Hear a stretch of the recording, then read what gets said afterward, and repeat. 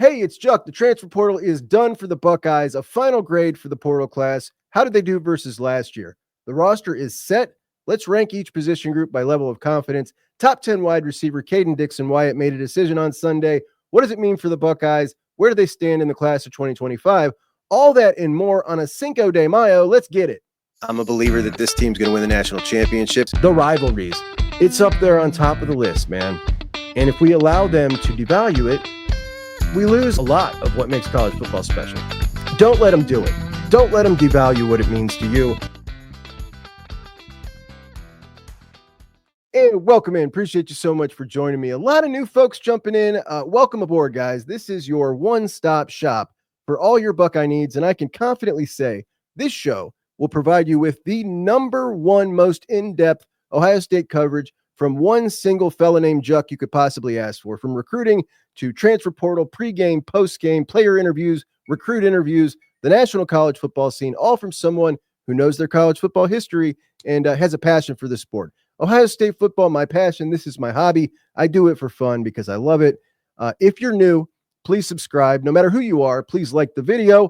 Welcome to JUCK on Bucks. Let's get to the business. The Buckeyes made their last portal signing, and it is a big one. Not a big man, but a big signing. Jackson Corville, a kicker from Ball State. A kid from Dayton, Ohio, 2 years of eligibility left. Last year, 11 of 13 on field goals, 2 for 2 over 50. The guy's got 2 game winners in his career, 26 for 34 in his career. He will immediately compete with Jaden Fielding for the starting kicker role. Fielding had a good postseason. Got to give him props for that. Not a great regular season. I got big money on Corville winning this position here. And I really find this so interesting. I always have. Special teams, so much of an effort thing. It's a want-to thing. And when you see like young coaches take over a program like a Bowling Green, right? You go into a program like that, an under-talented program, and one of the first things those coaches do to try to steal an edge is special teams. Because if you practice it hard and you put attention on it and you make it part of the culture of the program, you can catch an edge in special teams. It's how much you put into it. And we've had coaches who have been insane about special teams at Ohio State. Jim Tressel, obviously, it was a huge part of his winning formula. Urban Meyer was maniacal about special teams, even, playing starters more than most coaches we were used to. For all of Ryan Day's greatness, and you can say that Ryan Day has had a lot of greatness, he has punted on special teams for his entire career. He just doesn't seem to care about it. Obviously made some poor special teams decisions, from hiring Parker Fleming, his pal, to extending Parker Fleming after a horrible season, and essentially not bothering himself with the return game at all. He just doesn't want anything to do with it. And subpar kickers. Like, special teams has kind of been his kryptonite, his blind spot, his one blind spot in his brilliant coaching mind. I think if he had the choice, he would rewrite the rules of football and totally get rid of most special teams.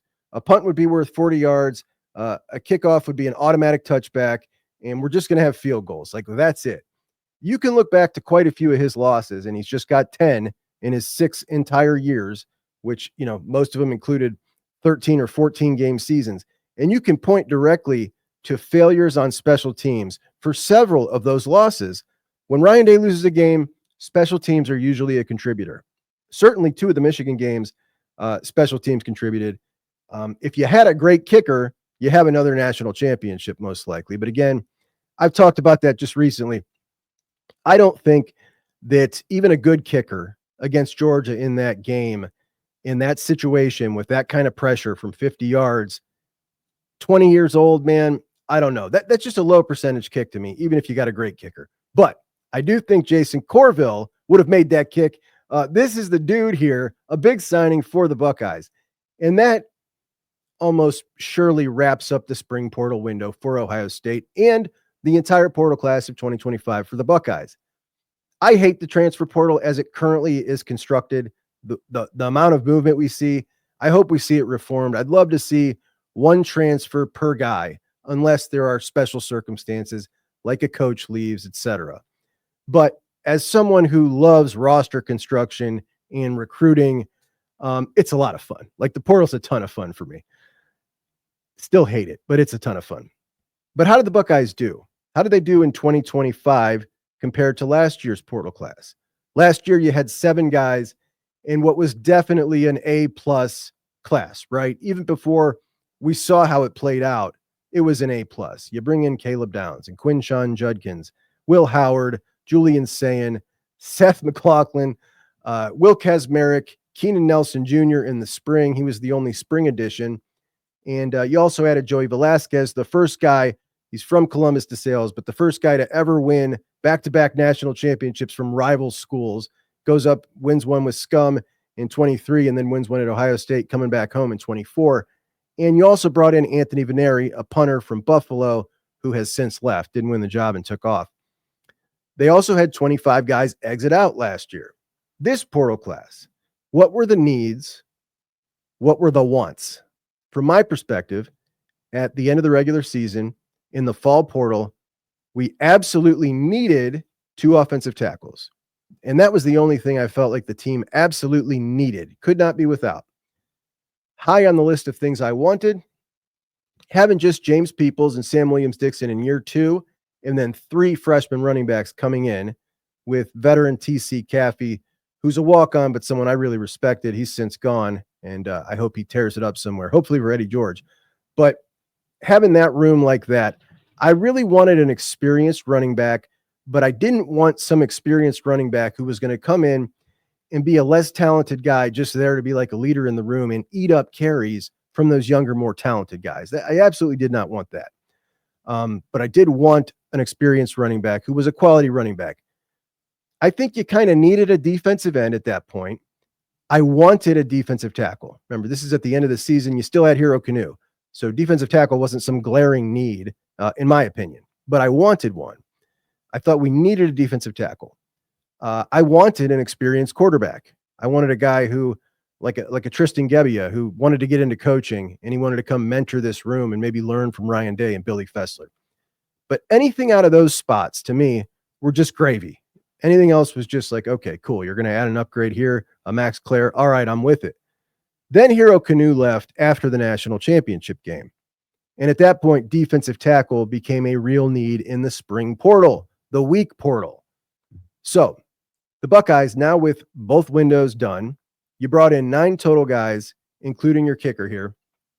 In the fall, offensive linemen, Philip Daniels, Ethan Anyanwa. Philip Daniels out of Minnesota, Ethan Anyanwa out of Rice. And in the spring, you bring in a 3rd offensive lineman, Justin Terry out of West Virginia. At defensive end, in the fall, you bring in Logan George out of Idaho State. And then you bring in the spring, Bo Atkinson from UNC, Buckeye Bo. You address the need at running back by bringing in CJ Donaldson out of West Virginia. At that point, I was not thrilled. I thought he was exactly what I didn't want. Exactly what I didn't want. A guy you were bringing in for experience that just wasn't that talented, who was going to take away carries from younger, talented guys. He's a different looking dude than he was at West Virginia. Now I'm on board. I'm totally on board with Donaldson.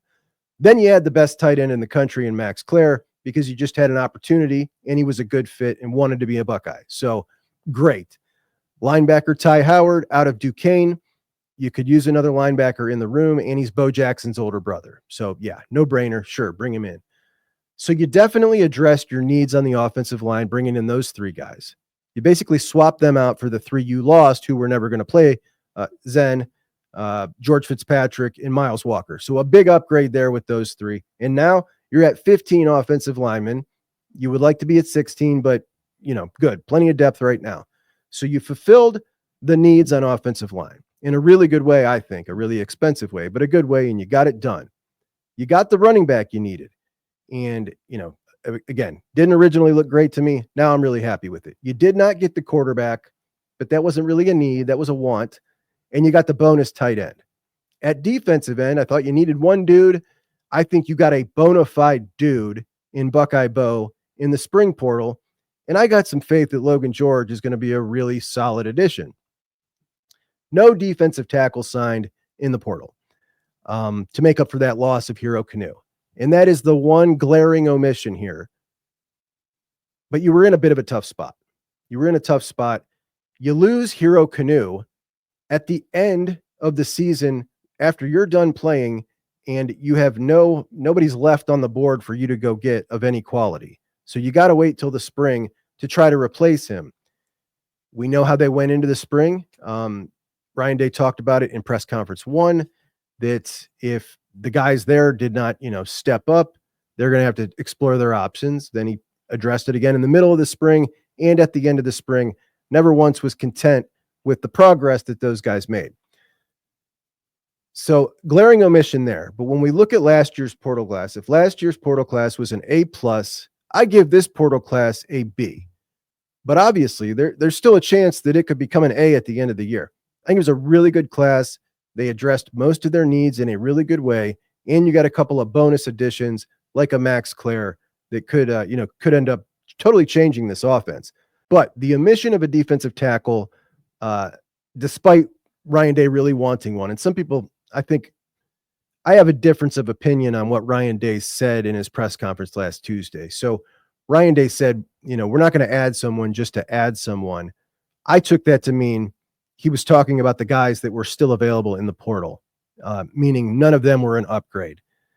But that was after some guys that I thought were an upgrade had already signed, right? Like at that point, that Tuesday, all right, we're not going to just add someone just to add someone now. But certainly I thought there were some upgrades from, Will Smith Jr. is the number 2 one tech right now. He's never played. He just moved there. He's 280 pounds, backing up Kayden McDonald. There were definitely a few in the portal that had committed before that press conference that were an upgrade, guys who had played and put the film out there that surely were an upgrade from the unknown of a 288 pounder who just got moved from 3 tech to 1 tech. I've seen people say if Ryan Day was really concerned about it, he would have gotten somebody in the fall portal, just like he did on the offensive line. I think they're a little skewed in their timeline. Again, Hero Kanu didn't leave till after the national championship game. There was nobody left in the fall portal that was worth a damn at that point. He didn't bring it up 3 times in the spring just for fun. He certainly wanted that. And Hero leaving, that's where the hole came from. And there was nobody his caliber that was out there at that point, or he certainly would have. But this is who the Buckeyes got. We know the 2025 Buckeyes roster. And if we're just talking about the starting lineup in the 2 deep, unequivocally a top 5 talented team in the country.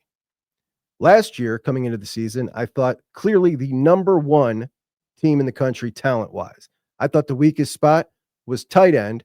I thought it was pretty obvious. But Keenan Bailey coached his butt off in the back half of the season. Those dudes were solid as heck. He even said, said to them that they're the least talented group on the team. He said, that's what I was telling them last year. This year, I'm telling them now we're going to be the leaders this year. I think he's just excelling to a crazy degree. He's a great coach now. But every team has a spot or 2 or 3 that don't match up to the best units on the team. Now that the roster is complete, how do you rank the units on this team? And we're talking about the starters and the 2 deep, the guys who are going to play. We're excluding freshmen and sophomores who are just on the roster right now. I sat down and ranked mine in order of confidence. How confident do I feel that this is a championship level room? And I'm going to go through mine. I'm going to give you my reasons why I rank them where I do. I'd love to see yours in the comments section, but please don't just tell me I'm wrong about this or that. I want you to actually do it. So show me yours and then we can discuss, because I used to do that. I used to just say, how could you possibly have this and this instead of this? And until I actually started doing these things myself, I didn't realize how difficult it was. You have a lot of decisions where it's like, yeah, both answers could be right, but you got to pick one. And I would encourage you to try this kind of stuff. It's really a fun exercise. But my number 1 group and your number 1 group and everybody's number 1 group, not a difficult call, heads and shoulders above anybody else in the country, the Ohio State wide receiver room. When you look at this wide receiver room, honestly, you could put Jeremiah Smith out there, I think, with freshman Quincy Porter and freshman Phillip Bell, and I'd still put my money on Ohio State finishing the season with the majority of college football fans and analysts saying that's the best wide receiver room in the country. I even think you could go the other way. I think you could take Jeremiah Smith out of the lineup, put Quincy Porter at the X, keep Carnell and Brandon Innes in there, And that's the best wide receiver room in the country. Or you could go Quincy Porter at X, Phillip Bell at Z, and Mylan Graham in the slot. And that may even be. You might even be able to do Jeremiah Smith, David Adolph at the Z, and freshman Des Jones in the slot and come out with the number one wide receiver room in the country. The combinations are endless. I'd put my money on the Buckeyes. And that's amazing. More on the wide receiver room in a bit. Number 2 on this team for me, tight end. I was already really high on this tight end room coming into the season, and then you added the best returning tight end in the country in Max Clare. And the dude played in the Big Ten. He put those numbers up. Yeah, he was on Purdue's crappy team, but he was playing the same opponents that he's going to be playing now. And he absolutely showed that he's a dude. And in the spring game, it was pretty apparent just in a couple plays. This guy is adding a different dimension to this offense. In addition to that, the Buckeyes utilized the tight end so much in the passing game in that spring game. And who knows, it's a spring game, but you got a young quarterback. Obviously, that's a really nice blanket, a security blanket for a young quarterback, good tight ends. I think we could see a whole lot of production from Clare, and not just Clare, maybe Jelani. And you got 2 hammers to block with Kazmarek and Bennett Christian. The tight end room at Ohio State, another room that could potentially be the best in the country. At number 3, I'm going to do the whole secondary together here. Jermaine Matthews, in my opinion, was the best cover corner last year. Now you pair him with IGB on the opposite side, who is a really good corner, takes a lot of grief. Caleb Downs, the best defensive player in the country. Malik Hartford, Jalen McClain is a future NFL stud. Whoever you put out there, I don't think you can go wrong. I think we'll see a lot of both of them. Lorenzo Styles Jr. was the one guy in this secondary that I thought a lot of people wanted to see someone jump up and compete with him to potentially take that job. I think what we saw in the spring was Lorenzo Styles has improved a lot, and now I feel pretty damn comfortable about that. Obviously, when you go to the 2 deep and you look at these corners with Aaron Scott Jr., Bryce West, and of course, Devin Sanchez, wow, sick nasty. Those 3 could start anywhere, and this cornerback room is pretty ridiculous. Tight end or corner, who was in that number 2 spot, was a really tough call for me. I did go with tight end, but honestly, you can't go wrong at number 2 with either one of those rooms. At number 4, I've got linebacker. Sonny Styles has done nothing but improve since he moved down, and I mean every week. Towards the end of the season, he was starting to look like a real natural linebacker. Obviously, the great physical tools, smart, incredibly hardworking, Iron Buckeye. He's going to get the Block O this year. He's everything Cody is. An absolute model Buckeye, and he's going to continue to get better. In the spring game, the way he was moving, like everything, the way he was triggering looked better, and he's just going to be a monster. Already a huge amount of tackles last year. I made it clear how I feel about Arvel Reese a year ago. He's the best linebacker on this team. I think he is one of, if not the single most dynamic linebacker in the country. He just is different, man. He just moves different. He hits different. Everything about him is different. He's got a shot at winning the Butkus Award. Both of them do, but I'd put my money on Arvel. Then you add in 26, Peyton Pierce, and all the press he's getting from his coaches, which when James Laurinaitis talks about you like that, like, hey, man, I listen. We saw what he can do in the spring game, just how he looks out there, finally getting some serious live action. He's a fun one to watch. Riley Pettijohn, as a freshman, flashed in that spring game in a way with some speed and being able to get off blocks and just beat angles on blocks that show, obviously, the crazy promise that we heard about all spring. He showed it. We could see it. How much play does he get this year? I think he'll be ready when they put him in, and he'll make some amazing plays too. So linebacker room number 4 for me. At number 5, I've got the running backs. I think James Peoples is a very high quality Ohio State back. While I had my doubts about CJ Donaldson, as I said, based on his film and particularly his yards after contact at West Virginia from a big back, I thought was really subpar. But now we're working with a new dude here at Ohio State. In those two, that's a heck of a combo. I don't think Bo Jackson is going to be in the role that James Peoples was last year. We're not talking about him playing behind Quinshawn and Travion. CJ Donaldson and James Peoples, while good backs, aren't those backs. And Bo Jackson, I believe, just skills-wise, is the most effective and talented back on the team. That's my opinion, and I think that eventually we're going to see him start to eat into some of those carries. After you go down from those guys, you got Isaiah West, who, based on his rankings, I know a lot of people don't know much about him or don't think much of him. He's got everything it takes to be a high-level Ohio State running back. You got Turbo Rogers, who adds something totally different. We'll see how they use him. Sam Williams-Dixon definitely did some good for himself in the spring game. This running back room went from kind of barren a couple years back to, all right, you got two crazy starters last year, to now it's a really nice, well-rounded, complete running back room full of youth. Carlos Loughlin is a great coach. He's changed the whole attitude. Love the running back room.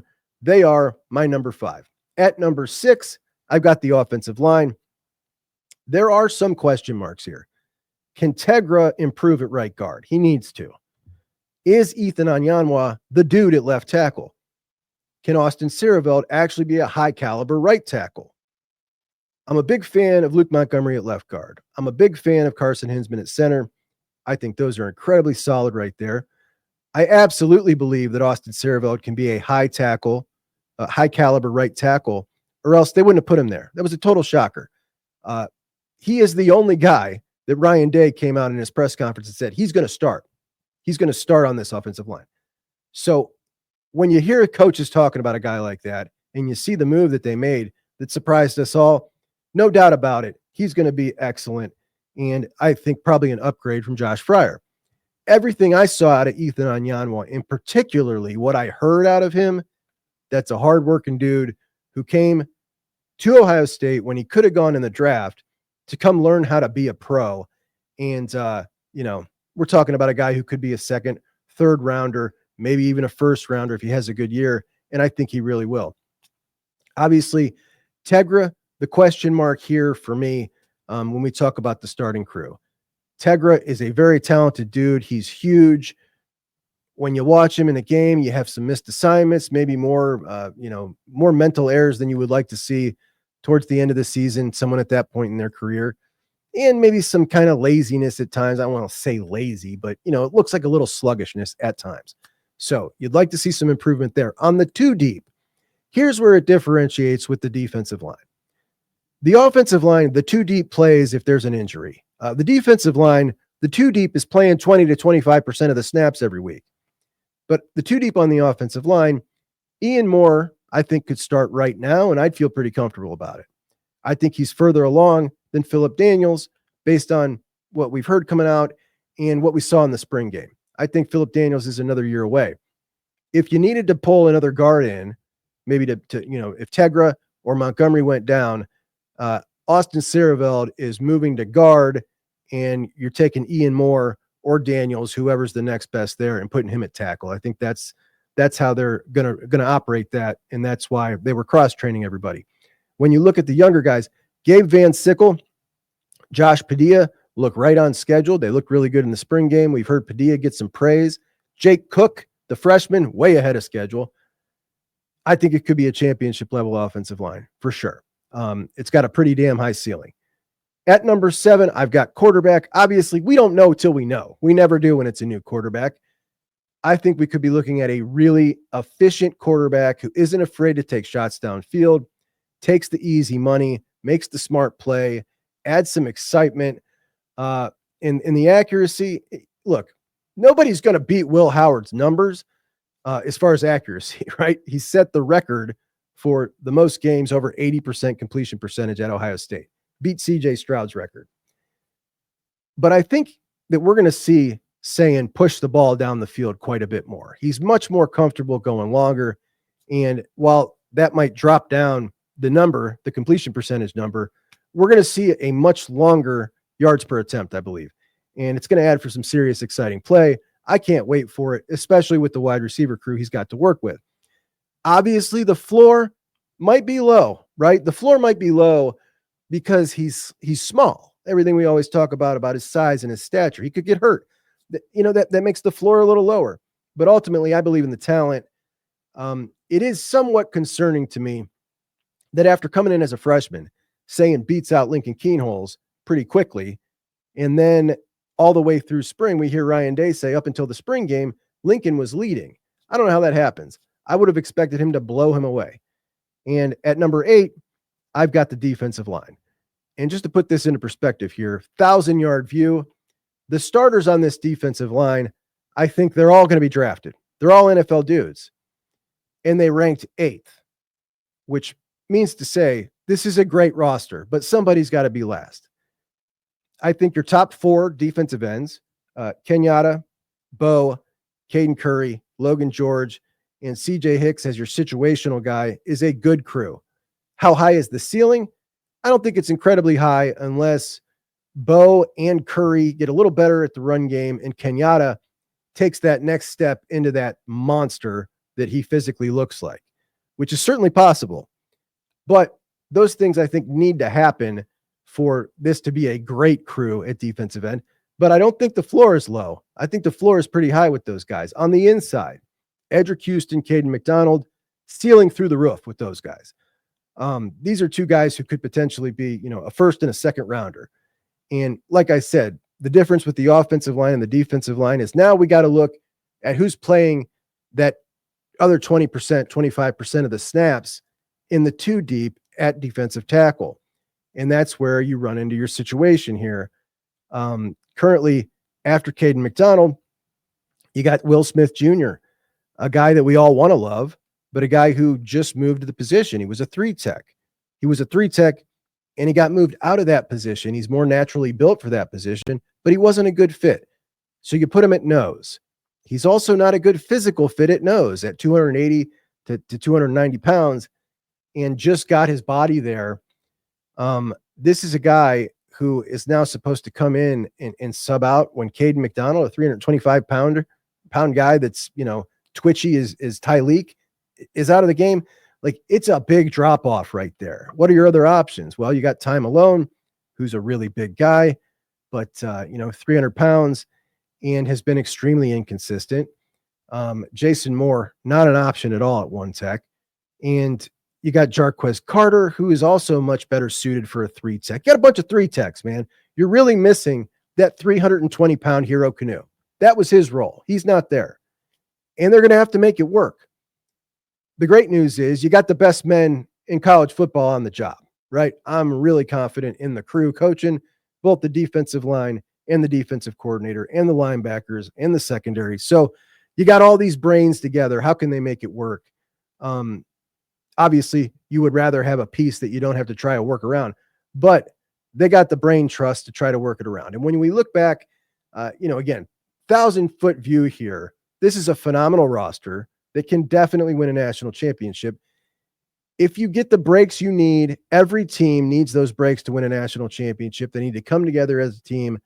And if your biggest issue on a team, when you're looking at a whole roster, isn't even a starting group, but it is the backups and not even, defensive line, just the tackles, one specific area in your 2 deep, if that's your biggest concern, obviously if the quarterback works out, then you've got a monster. You've got a monster of a roster. And now you got proof of concept that this coaching staff can get it done. And that's the reason Ohio State is the favorites to win the national championship right now, despite losing so much and being so young. So that's my rankings. Let me know what yours are. All right, let's get to Kayden Dixon-Wyatt. Brian Hartline does it again. The Ohio State. It's obviously a no-brainer. Coach Hartline and all the guys really good. If you want to be an elite receiver, you go to Ohio State. Another top 100 wide receiver. We carried it live here. Beat Oregon in the process, which is always extra fun. That adds a little extra juice to it these days. But Hartline, number 4 wide receiver in this class, which is ridiculous. There's only 12 guys in the class now. Hartline's got 4 of them. Class led by his number 1 recruit, Chris Henry Jr., 5-star, out of Mater Dei, Kayden Dixon-Wyatt's teammate. Kayden Dixon-Wyatt could be anybody's number one in the country. Brock Boyd, the wide receiver out of South Lake Carroll in Texas, incredibly underrated. I think he's an excellent wide receiver and a speed demon. So is Jaden Ricketts, who's a burner from Pataskala, Ohio. I think he's going to blow up his senior year. We're going to see those rankings blow up on him. But let's take a look at the Ohio State class of 2026, where it ranks and who's in it that's in it to stay. Are there any flip risks? So for starters, the Buckeyes were sitting at the number 6 position in the rankings, which again, these rankings don't really matter at all at this point. Last year, Ohio State was behind Notre Dame, was number 1. They finished like 14th at this point. But the Buckeyes jumped from 6 to 3 with the commitment of Dixon-Wyatt. You can see SC number 1, ND number 2, Bucks at 3, Clemson at 4, trying to make a big push this year. They've been not so good the last few. LSU at 5, Penn State at 6, A&M at 7, Kansas at 8, Illinois at 9, Syracuse at 10. And that's why, these don't matter at this point. Those schools will finish nowhere near those rankings. But something interesting, when we talk about USC's class, USC has more top 100 players right now committed than Tennessee, Georgia, Alabama, Texas, Oklahoma, and Michigan combined. As for our Buckeyes, at the top of the board, you got Chris Henry Jr., 5-star, Blaine Bradford, 5-star, obviously top 100 players, which is how I judge a class. Top 100 guys and then top 300 guys. Simeon Caldwell, just outside the cutoff there at 102, and Kayden Dixon-Wyatt at 107. And these are the 247 composite rankings, which are similar to the On3 industry rankings as well. But these are, 4 major services combined in here, not just 247's rankings. Then you got your beasts on the offensive line, Max Riley and Sam Greer. Jacob Weatherspoon, very underrated DB. Jaden Ricketts. Look at all them Ohio boys in a row. Max Riley, Sam Greer, Weatherspoon, Ricketts, and CJ Sana. 5 Ohio kids in a row right there. Got to love that. All these dudes, look, people might be worried about Blaine Bradford because his brother goes to LSU and he's from Louisiana. Maybe Chris Henry Jr. Some people might still be worried about those guys as potential flip risks, or Kayden Dixon-Wyatt. And I could understand if anybody was. I'm not, but I could understand. The rest of those guys, not a single worry in the world. Down at the bottom of the board, you've got Brock Boyd, who is insanely underrated. We've talked about him plenty. Corbin Fordham, this guy is the number 460 ranked tight end in the country per the composite. And he was literally Keenan Bailey's number 2 or 3 target on this board in this entire class. Keenan Bailey just scored his number 1 target in the last class, 2025, and that was Nate Roberts. Nate Roberts was the number 18 ranked tight end in the country. We've seen Nate Roberts. Nate Roberts looks like a junior out there already. Nate Roberts, clearly a top dog in this class at tight end, and Keenan knows what he's looking for. Brody Lennon, similarly rated to Nate Roberts, an athletic freak. They missed on him. He's a small school kid out of Gilmore Academy, but athletic traits are through the roof. The dude could play defense at Ohio State. Like, he's that freaky of an athlete. He's not in yet, but I feel really great about Corbin Fordham. We saw his film. The dude's got it all. He'll put on some more size, but he's a smooth receiver. Actually, maybe not quite as bulky, but similar to Max Clare in the way he moves and the way he catches the ball. And then you got Tucker Smith at the bottom there, the offensive lineman. We had Tucker on the show. That kid is all Buckeye. And the way he got the offer and just wanted to be at Ohio State, wanted the challenge of being at Ohio State immediately when he got the offer, committed so fast. It's like, yeah, that's a dude that I've got faith will come in, take the coaching, give it his all, and potentially turn out, to be a starter at Ohio State. So we're looking at a class that's sitting at number 3. And I really, really like the construction of it. I like the guys in it. 2025 was one of my favorite classes ever. Might have been my most favorite class ever. I just love the class of 2025. We'll see. This one's off to a great start. Love the 5 Ohio kids. Hated losing Rock Hill, but he wants to go be part of that USC thing. More power to you. We just took Kayden Dixon-Wyatt out of California, brought him to Ohio, and Kayden Dixon-Wyatt's words about why he came to Ohio State were everything and that's at every position. I read a really long article the other day. Obviously, look, Luke Fickell, I'm a big fan. I've been rooting for him at Wisconsin. I'm sure many of you are big fans of Luke Fickell. I rooted for him at Cincinnati. I thought when he went to Wisconsin, it was on. They were back. Obviously, he made a big mistake and went to the air raid at Wisconsin, got away from their identity. So year 1 and year 2 were total bombs at Wisconsin under Fick. Well, he's going back to their roots. And this is year 3. This is a show me year for the Wisconsin fans. Unfortunately for Fick, he has the toughest schedule in the Big Ten. I mean, it is rough. I wonder if he gets the benefit that I think Billy Napier at Florida got last year. His schedule was so tough that I thought people were going to give him a pass because they're going to be like, well, yeah, there probably was some improvement, but the schedule was so tough. Anyway, he ends up doing pretty good at the end of the season. We'll see what Fick does, but there was something interesting in this article that I saw. So they bring in a transfer quarterback. Again, this is the 3rd time since he's been there, and they bring in Billy Edwards from Maryland. And Fick says he's a pro. I think the first thing walking in the door is we handed over the keys to him, and that's different than the times before. When a new guy came in, it was more like, hey, let's compete. Knowing what you expected, whether it was Tanner Mordecai or Tyler Van Dyke. But I thought that was a mistake from us in those 2 years. It didn't allow them to insert themselves as a leader, as they had to kind of earn the job. Not that there's not competition, but from day one, when he walked in, it was like, this is the guy. He'll go compete, but he's asserted himself, done a great job embracing everything.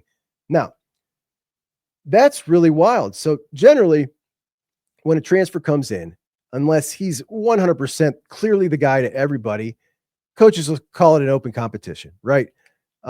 Even when it is incredibly obvious. Fick did that the first 2 years. He goes the other way with this guy. This guy comes in off the street and he hands him the keys. Now, who is that guy? Have you ever heard of him? Who is that guy? He's a nobody to me. But he walks in, gets the keys handed to him. How does that work in a locker room, man? I'm just not so sure.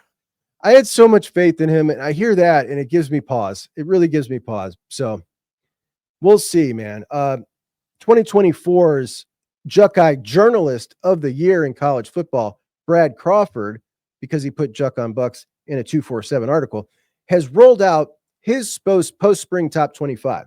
Now, my post-spring top 25, Penn State number 1, Texas number 2, Ohio State number 3, Clemson number 4, Oregon number 5. Brad Crawford, same top 5 as me. His goes Texas number 1, Penn State number 2, Ohio State, Clemson, Oregon. So same top 5 as me and Brad. We're on the same wavelength. I give Penn State the nod. He gives Texas the nod.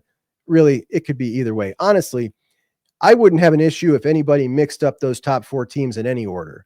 But I think those are the clear top 4. Penn State, Texas, Ohio State, Clemson.